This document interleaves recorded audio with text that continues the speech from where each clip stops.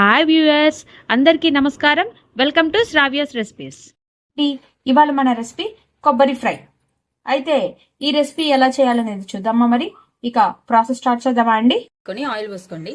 Oil వేడెక్కిందండి. తాలింపు గింజలు, పచ్చిపప్పు, ఎండుమిరపకాయ వేసుకోండి. ఒక ఎండుమిరపకాయ, కొద్ది కరివేపాకు వేసుకోండి.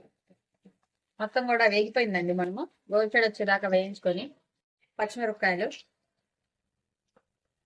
ఉల్లిపాయలు కొంచెం వేయించుకోండి. గోల్చెడ్ వచ్చేదాకా వేయించుకోండి. మళ్ళీ ఇది కూడా కొంచెం పసుపు వేసుకోండి.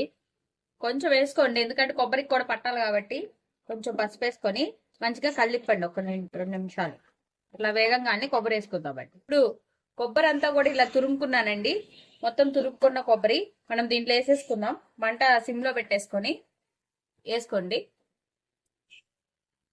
మొత్తం కొబ్బరి వేసేసుకోండి.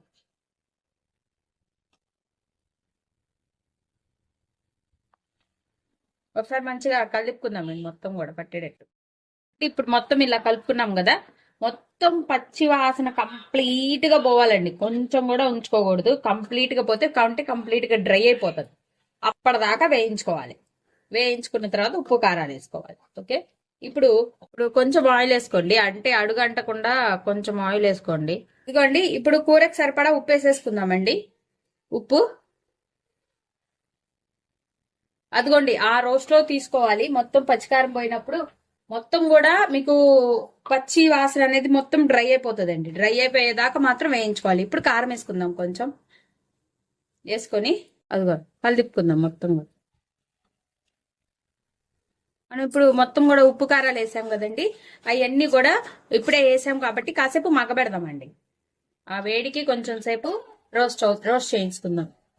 ఇదిగోండి, అంతా అయిపోయింది. ఇప్పుడు కొబ్బరి ఫ్రై అయిపోయింది. ఇప్పుడు మనం ఒక గిన్నెలోకి తీసుకుందాం.